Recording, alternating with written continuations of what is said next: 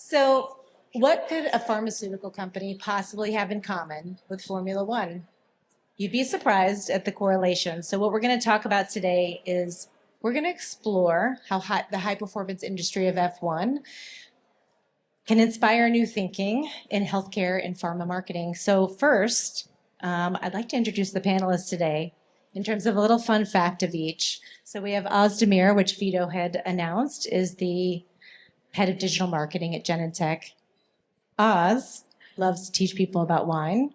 He is on his way to, when will you be getting your Sommelier 2 certification?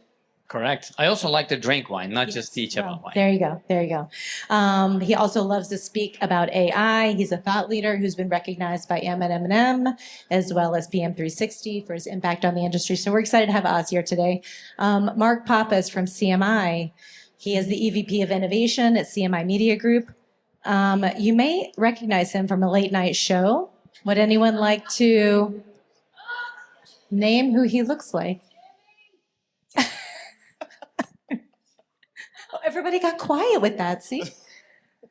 Excellent. Well, thank you, Mark, for being here. But Mark has helped brands redefine how they leverage media for over 18 years across partnerships, brand innovations. We're excited to have Mark here.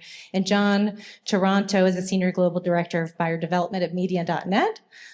He has been working in the media industry for over 20 years and working closely with the brands to help them reach key audiences using the latest technology.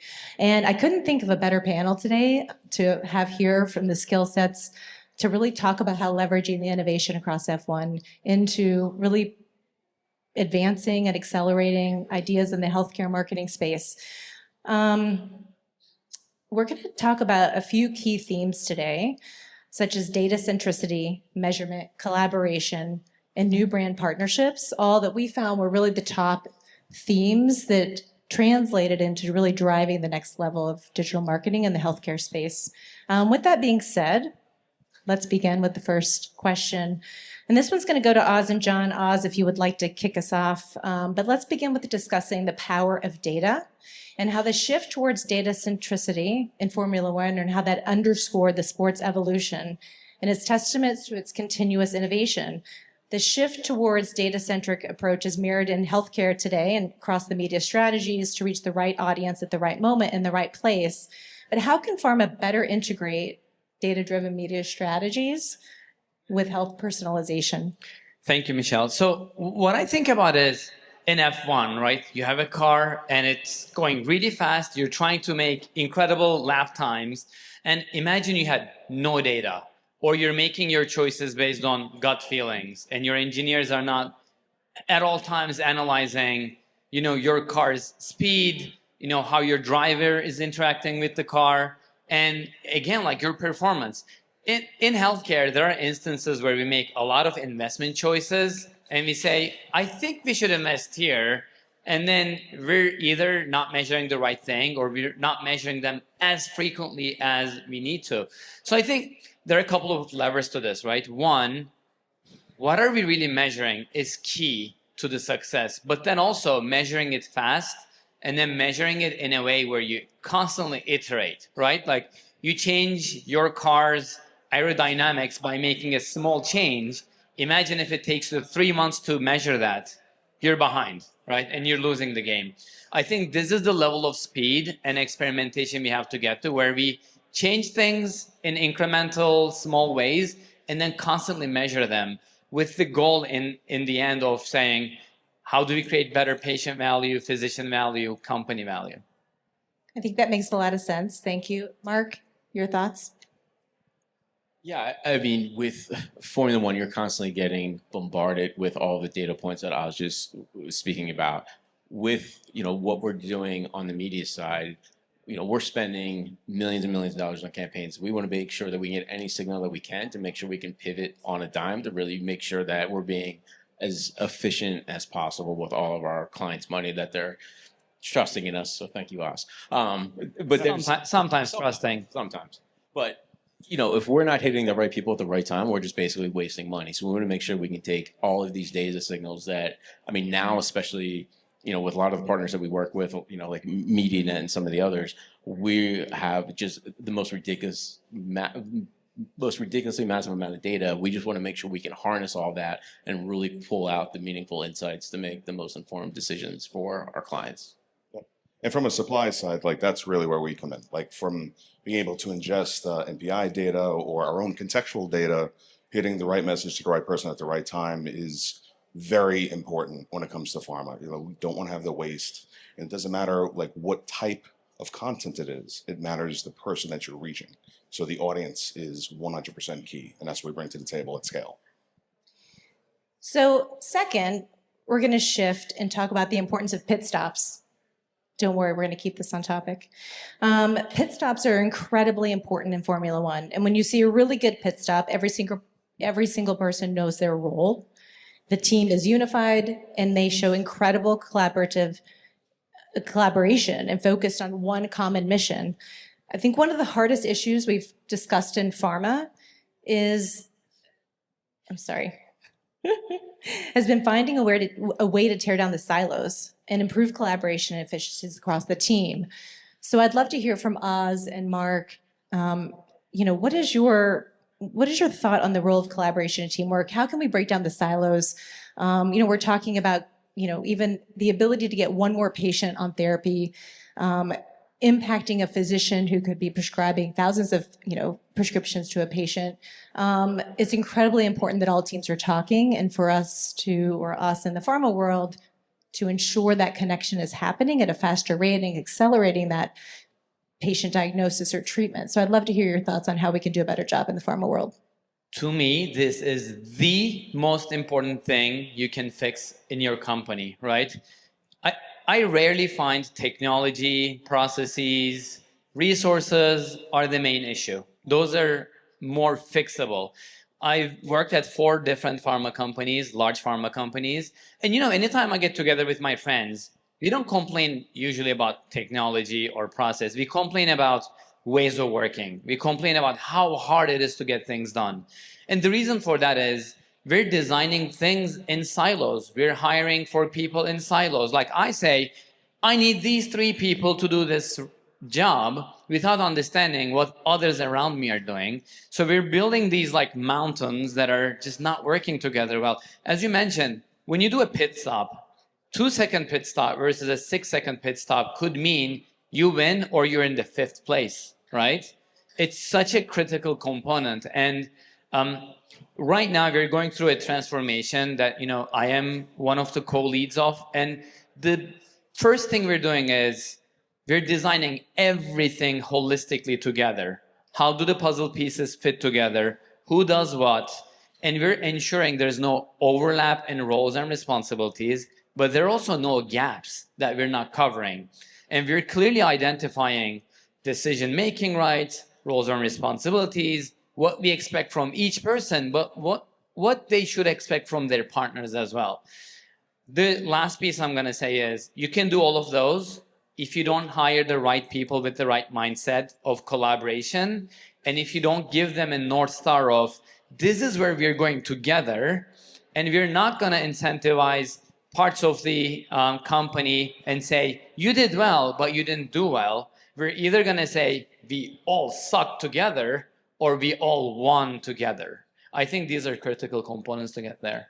I think that's a good transition. I feel, Mark, that in terms of working with CMI, what we've seen is the ethos of your organization, and people from the bottom to the top feel they're empowered to innovate and to work together. Would love to hear your thoughts on how do you foster that collaboration? How do you really, create that ethos at your company?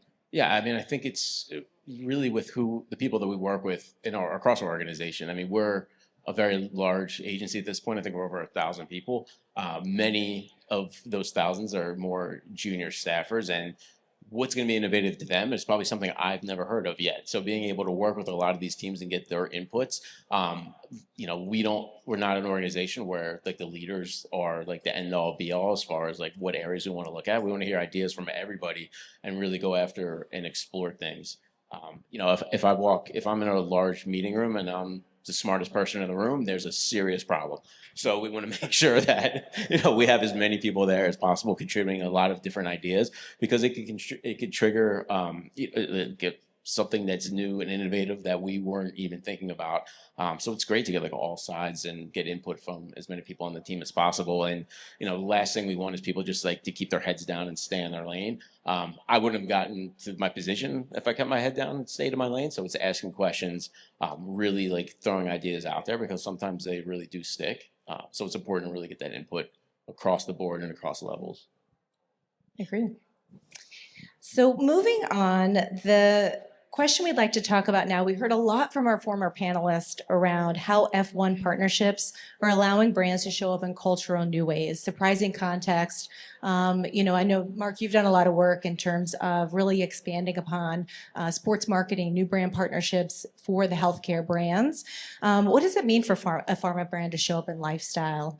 Tell us a little bit about that. Well, I think, the most important thing we have to remember is that our audience are patients typically, or physicians, but patients aren't defined by their condition. They're still people. They still enjoy all of the different things. And every league or team that we work with all have completely different demographics as far as like their fan base goes.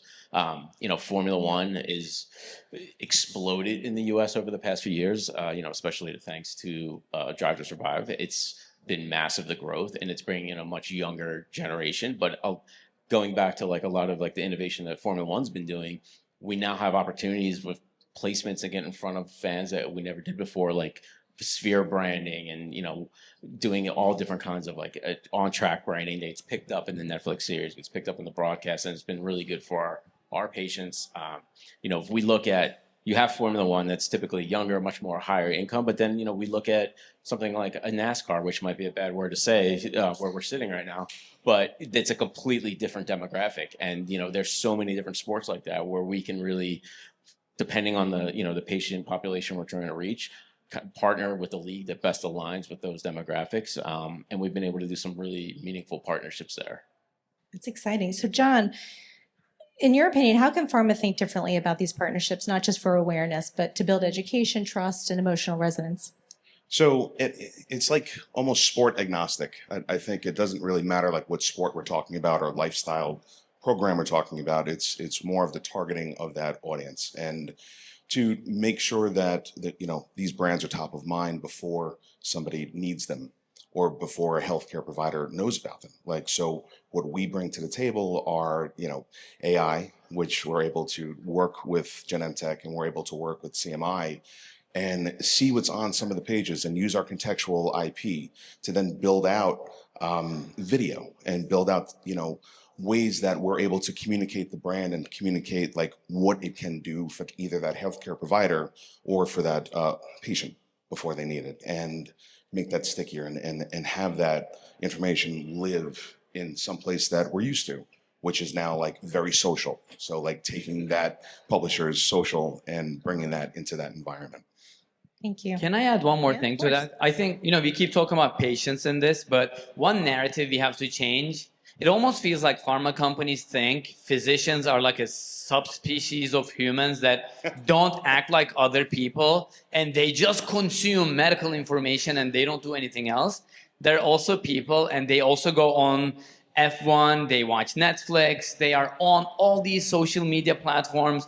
So that is also a good place to reach them. We don't just need to say, we go on these medical platforms and we reach them there. They don't do anything else. It just, I don't know, for some reason, that's been the assumption of our pharma industry for decades, but we have to change that. And that's like at the heart of what we do, like contextual.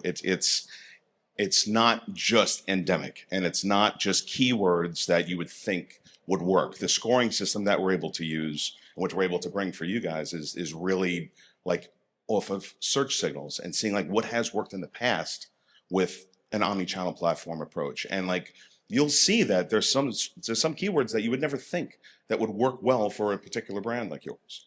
But based on that scoring, it does work, and we see it perform in search, and then we're able to bring that, to programmatic video and to programmatic display. So you're saying there are physicians that do TikTok dances? A bit, yes. My doctor does. And I'm Get a new gonna take doctor. it Yes. one step Dr. further Flavia.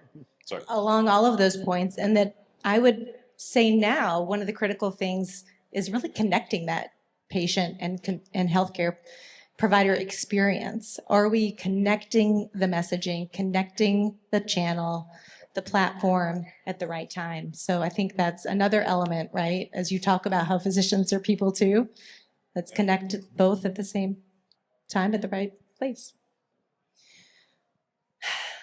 So Oz, we talked about this a little bit earlier, but F1 measures everything all the time.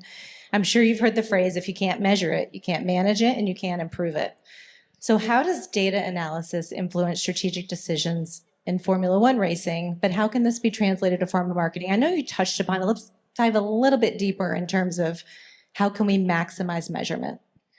Yeah, I think I'm not going to go too much into the F1 world, but again, the summary is you have data about every single thing and you measure them on like milliseconds, right? Of course, we're not going to get to milliseconds in pharma, but there are a few things we can do incredibly well. One is do not make decisions without data, right? By the way, there will be like a 5% where you have no measurement at all, you haven't done it at all, and you have to try it. That's fine. You still need to attach some type of KPI, some type of goal to what you want to do so that you know if you have been successful or you haven't been successful. But how do you put the mechanism in place where you can quickly understand, am I going there? Am I not going there? Do I need to fix this? Do I need to kill this?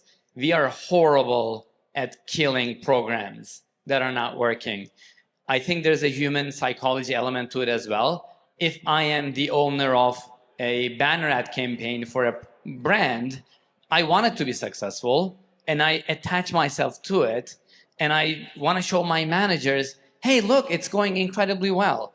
We have to do a good job at training our senior leaders as well to say, oh, what was your goal before you launched it? Can you show me? And can you show me what it is now? As opposed to saying, we launched this, it got us 3 million impressions, everybody clap and everybody celebrate.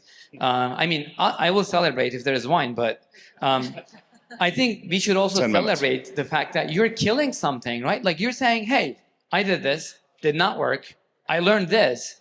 I also don't want other brands, other people on my company to do the same mistake. So now we have instituted this fail with pride mechanism where you are really celebrated if you say, I made a decision, it was the wrong one, but I knew I took a risk, I knew I measured, and I killed it on time. I did not keep wasting those dollars. And I think that's the like switch of mindset that we have to get to if you want to be successful. That also leads to constant experimentation. We do market research and we assume we know the right thing for the patient and customer and physician, and sometimes we don't, we just make assumptions. And I think if we can quickly experiment, we're going to get to that level of sophistication that F1 is able to get to. I like that. I like the failing fast mentality, and it's supported by leadership if you're making the right decision. John, thoughts? Even like before you measure, like the targeting, and so much of that is being done not at like the DSP level or at like lower down that funnel. It's being done on a supply side. So like we're able to take like KPIs that are like extremely important to you and apply that on the supply before it gets through. So your measurement and like your end results we've seen them be much more positive and much more successful at scale. And we know how hard it's almost like trying to hit a bullet with a bullet when you're trying to like get an HCP or even for very specific pharma brands for D2C. So we're seeing a lot of success with that, and we're seeing a lot of success in that together. So just wanted to chime in on that. So moving on and around the regulatory environment. So both F1 and pharma work under intense regulations, yet both are finding creative ways to engage audiences. Mark, can you start us off with talking about how pharma can learn from F1 content, how they're pushing the boundaries while staying compliant? Yeah, so for those of you that are not Formula One fans, Formula One has a governing body, the FIA, which is a very strict set of rules that every team has to follow. But every team finds ways to, I don't want to say find ways around it, but find ways to play nice with those rules and really push for innovation and just trying to get any competitive advantage that they can. We don't have the FIA, but we have the FDA, which are fun to deal with for anything, pharmaceutical related. Anything that a consumer sees has to get approved by regulatory board, or you get a nice letter from the FDA, which is not fun. So, we want to make sure that we're all playing with the same rule book like every pharma company, but we want to find ways where like Genentech's competitors are not playing. And that's why, kind of speaking of what Oz just talked about, failing and learning, we want to make sure that we can test and learn a lot of new things that wouldn't typically be seen as pharma first, whether that's, gaming or the sports piece, travel and leisure and things like that. We want to make sure that we can test and learn. And if we fail, we move first, but we're really pushing to drive innovative media campaigns. And the one thing that, we, unlike F1, I should say, is that for pharma, innovation doesn't have to equal expensive. And so there's tons of things that we can do for, like very small numbers, respectively, for media buys that make huge impacts. And we're not going to figure that out unless we're testing and learning and playing nice with these regulations and kind of, I don't want to say dancing around it, but you're just playing nice and making sure we're following all like the check marks, just like most of the Formula One teams do with the FIA regulations. I think it ties back to the courage to fail, because the mindset of Genentech, I think a few years ago was, has anybody done it? If not, I don't want to do it. And now it's the opposite. Has anybody done it? They haven't. Let's do it and be the first one to learn and then get better at it.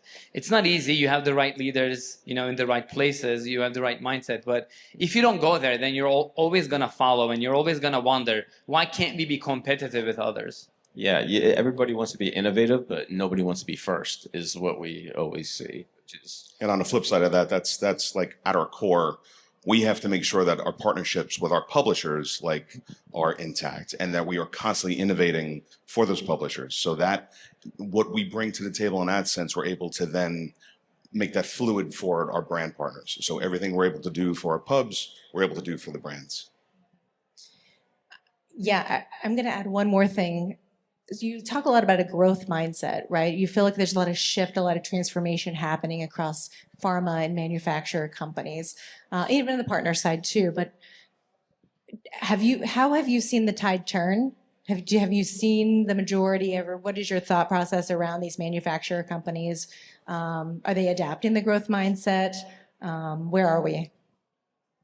I think it's completely different company by company, and especially brand by brand. Some things with one of our clients that they seem as extremely innovative is something that we might have been doing for 5 years on another account. So it's completely subjective, but we're seeing a lot more appetite for trying new things. And I think like with my team, I feel like a huge part of our job is making sure clients are comfortable with taking these chances, and then making sure regulatory is comfortable with taking these chances as well. And how are you pushing the boundaries, Oz? I will say this is almost like an advice. Sometimes all it takes is a few people that are really aggressive in pushing the boundaries and showing to their senior leadership that things could be done in a much better way. So we don't have to wait for our senior leadership to say, this is where we're going now. Every single person is able to make a huge impact. The other thing I will say is, when we hire people, we have to be extremely careful that we're not just hiring for technical skills, because nowadays technical skills, they change so fast. What you know today may not be relevant tomorrow. What's going to be relevant is your learning agility and the growth mindset. So I think hiring is a huge part of it. I couldn't agree more. So lastly, what's the most important lesson our audience can learn from Formula One's culture of innovation? We've talked a lot today about a lot of key themes. If you had to name one thing before we end here, and in terms of kind of what the audience can take away, what's the number one important lesson in terms of innovation and continuous improvement? I will say it with one word: adjustments, right? Don't get tied to, I plan something, I do it for a year. Keep adjusting all the time. That's it. Yeah, I just feel like if you don't test, you don't take a chance, you're never gonna learn or expand or know what could have been. Again, innovation doesn't have to be expensive is kind of my main message to brands. Yeah, don't be afraid to fail. I mean, you nailed it before. Don't be afraid to put yourself out there. Don't be afraid to try new things. And sometimes something that you don't think is going to work is what is that new shiny object that folks are leaning into. So don't be afraid. Well, thank you all today. We would have time for one question. Does anyone have a question they'd like to ask? Oz, question for you. What's the one fast lane thing that you would like to achieve in 2025, personal and professional? Oh, personal is easy. I'm going for my wine sommelier level 2 in 2 weeks, so I would like to get that. Professional, I want to get to that level of comfort where everybody is constantly experimenting. I know we talked about this, but everybody says, I failed, I can do better, and this is how I do it better. It's just to get to that growth mindset. And complete collaboration where everybody drives through towards the same thing and not agendas that are in silos. Excellent. Thank you, everyone. Thank you. Thank you.